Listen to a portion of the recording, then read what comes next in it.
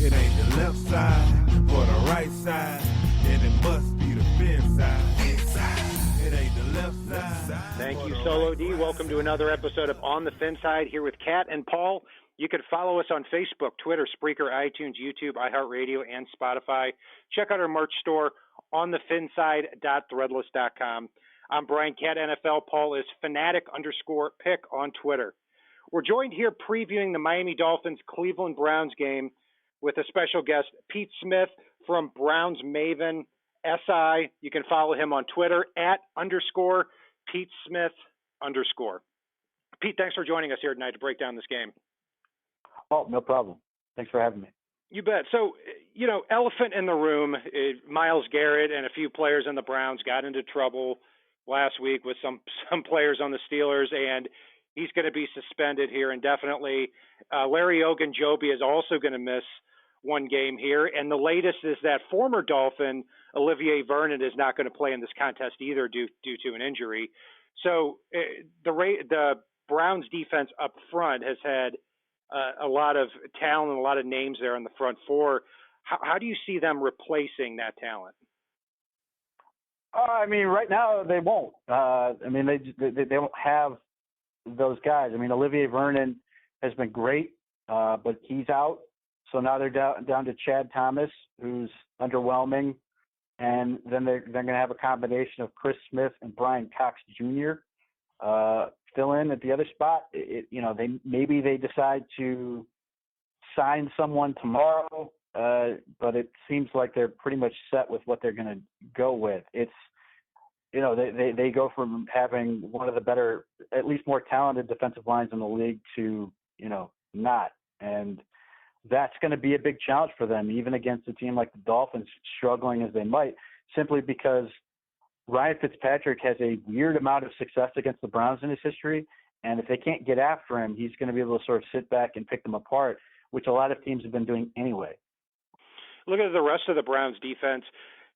I know Joe Schobert is a name that Browns fans are very, very familiar with, and here on the show, we take a look at players that might be free agents after the year too.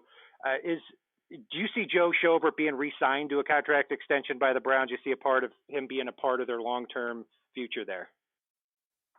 I certainly hope so. They've got an issue on a couple of fronts. First, he's been great for them. But the other problem is he is literally the only linebacker they have that is legitimate right now. They've got Mack Wilson, who's a rookie, and they like some of the things he's doing, particularly in pass coverage. He's not a very good run defender. And then they drafted Sione Takitaki in that same class with Mack Wilson, who was sort of a developmental guy who had a hamstring injury that proved to hold him back a little bit. But if you were to let Schobert walk out the door, who's got Pro Bowl talent and has been great this year, you're basically creating a massive hole in the middle of your defense, which is already problematic. Their safety position has been a disaster this year. Demarius Randall has not played the same way that he did last year, where he was really, really effective. Strong safety was going to be an issue. They took a by committee approach when they traded Jabril Peppers away. So if you're going to let Demarius Randall walk in free agency, you don't have Jabril Peppers, and you're going to have Joe Schobert walk, then you've basically caved in your own defensive middle, which has already been a problem for them, as good as Schobert is. So it seems like he's got them over a barrel on this thing anyway. So I would hope that they're going to be smart enough to get that done. He certainly warrants it based on his play, based on what they're trying to do in terms of culture and combating some of the things that are going on off the field that haven't been great, or still on the field, I suppose, with what the team's been doing. But they're trying to build with the right type of player, and along with J.C. Treader, who they extended last week, Joe Schobert would be right along with that. Yeah, J.C. Treader, that's a player I had my eye on too. I think they re-signed him 3 years, $32 million. So good, solid player in the middle of that line. And Pete, you mentioned culture as far as the Cleveland Browns are concerned.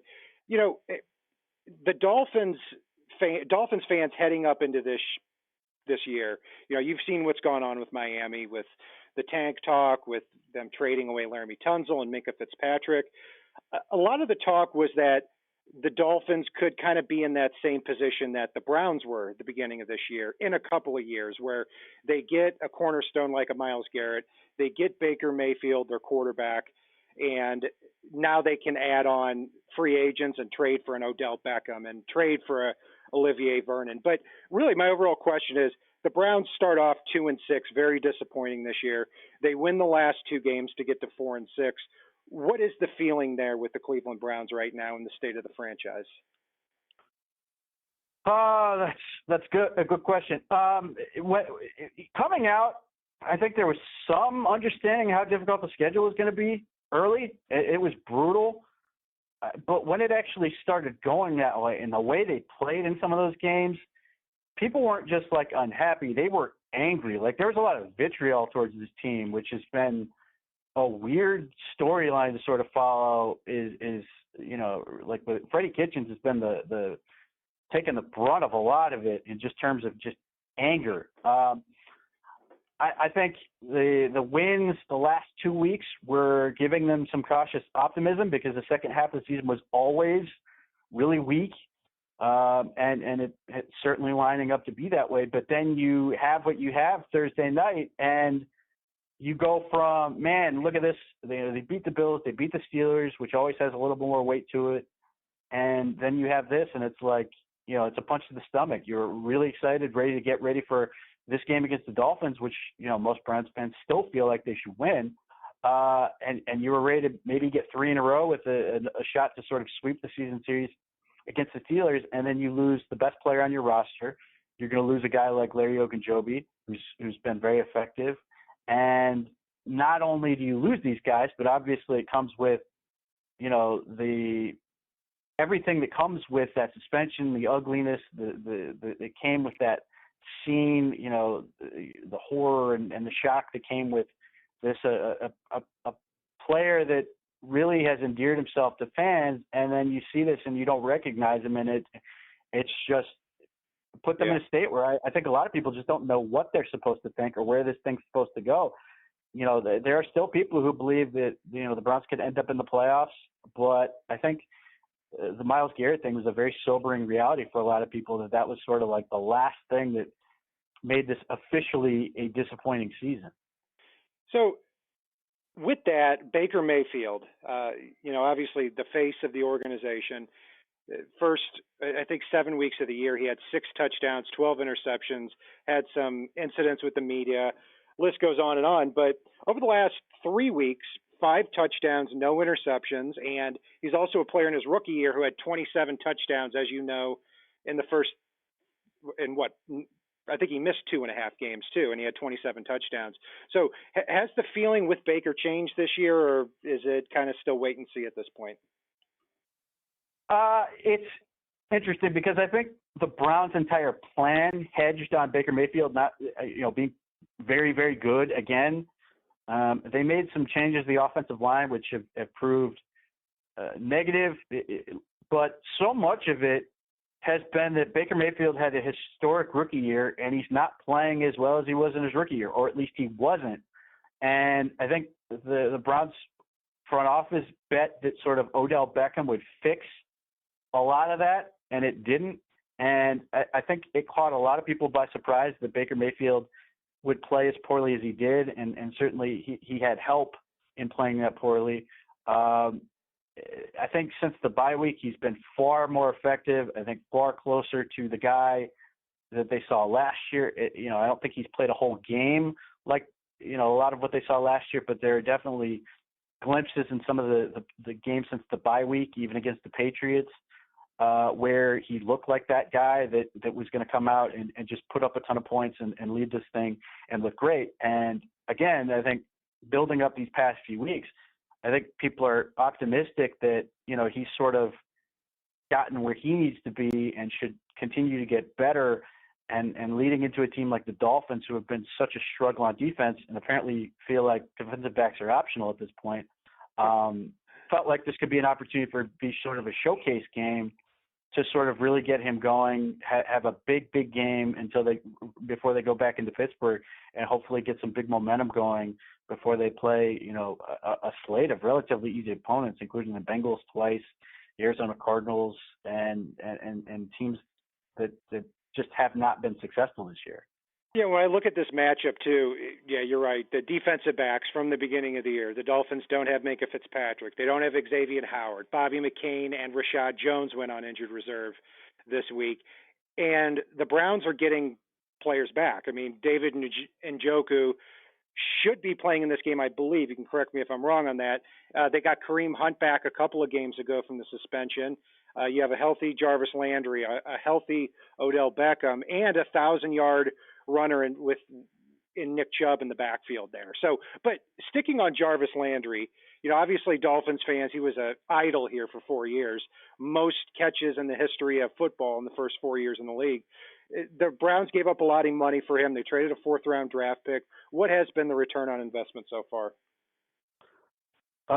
Well, part of the issue has been this notion that, Jarvis Landry came in and changed the culture of the Browns, which I always found fascinating because the Dolphins, at least nominally, were getting rid of him because they thought he was a negative on the culture. At least that was what Adam Gase sort of tried to put on him when they let him go. I think his first year was pretty mediocre. He had way more drops than he was accustomed.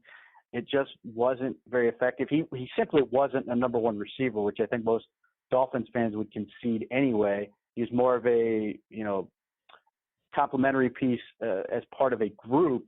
A lot of forced touches, a lot of things that created balls to go to him immediately and let him do things after the catch. This year he's been far more efficient.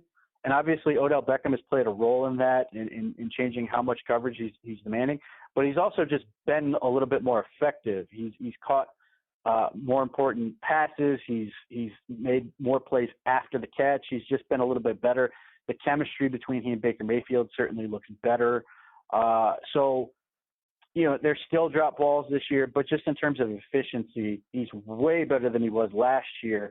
And I don't think he's ever going to be worth the money they paid him. But he's at least a good contributing wide receiver. The issue is obviously, or at least it was 2 weeks ago, is you were paying, basically $1 billion between Odell Beckham and Jarvis Landry, and you were 2-6. It's a little bit more palatable right now when you're 4-6 and you have a chance to sort of really get this offense back to where you want it to be. But it's always going to be tough, and that contract's going to be a problem at some point, whether the Browns acknowledge that this year or if they're going to wait another year before they either try to restructure it or ultimately just move on.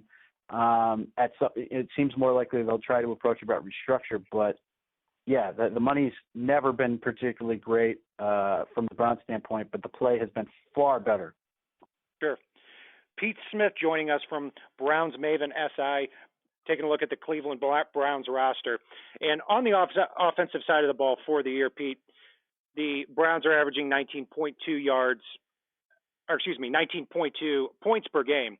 And the offensive line you talked about and you touched on for just a second there, Greg Robinson at left tackle, Chris Hubbard at right tackle, have always appeared to me to be guards trying to play tackle in this league. I know Greg Robinson was a former second overall pick who went to Auburn, busted out with the Rams, but has kind of resurfaced with a few of these teams.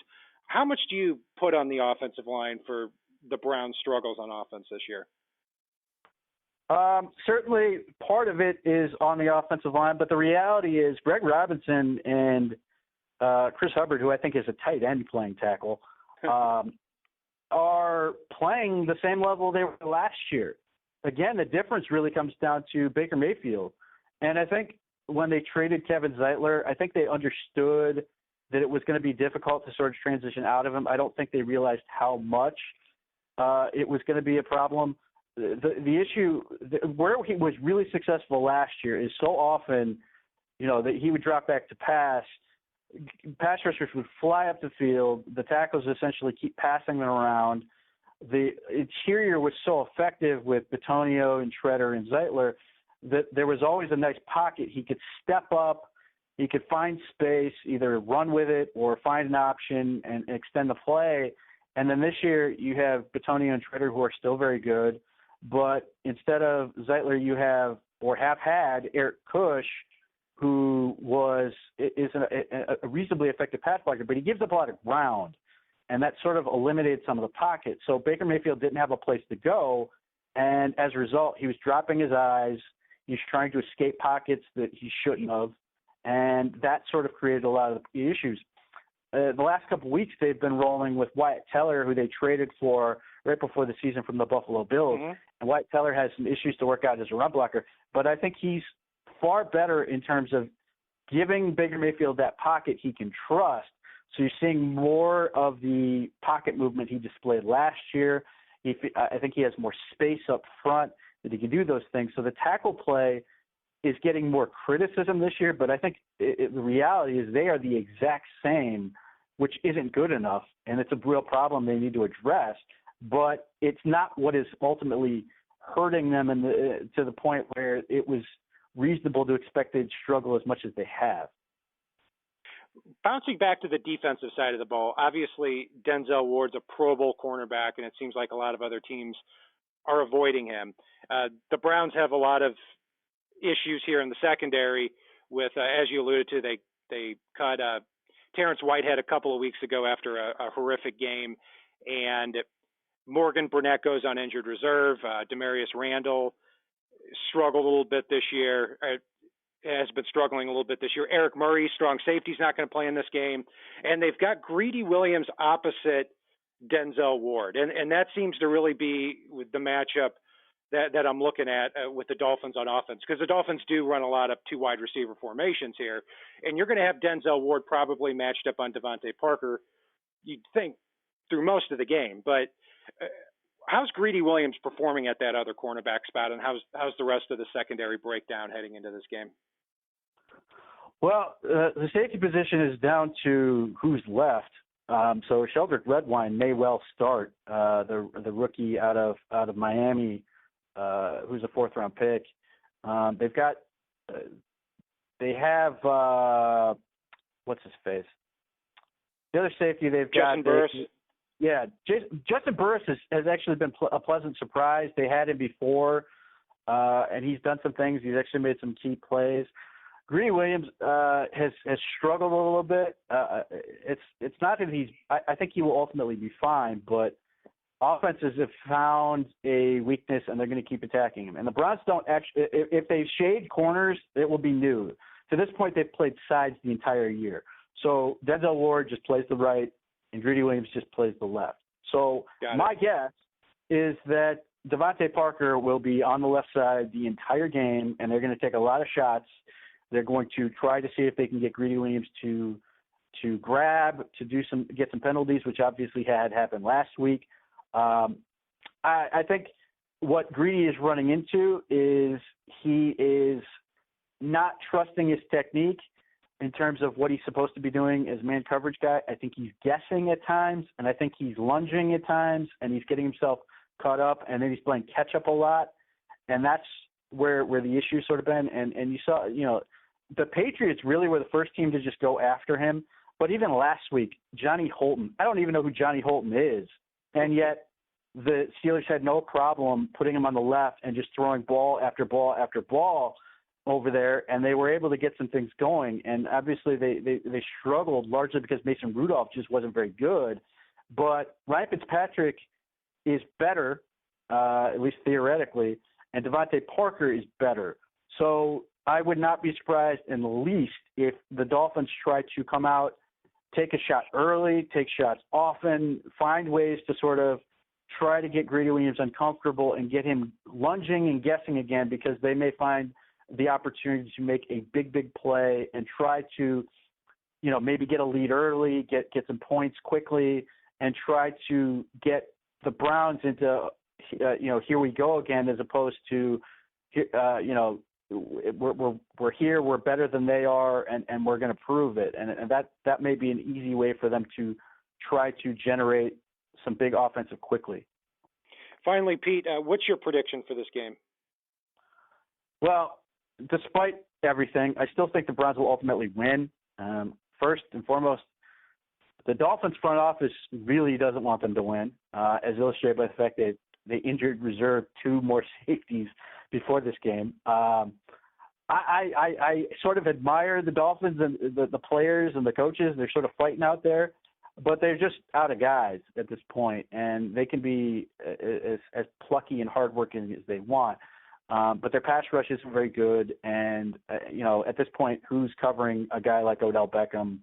Who's covering a guy like Jarvis Landry? If David Njoku is going to be activated, which I assume he will be, they only have 51 active players on the roster right now, so it just stands to reason. If he's out there doing things, I just don't know how the Dolphins are going to match up, and unless they're just going to try to blitz and hope for the best, I think they're in a world of hurt. But it would not surprise me if, given the issues the Browns have this week, if it's a high-scoring affair and just neither team can really stop the opponent.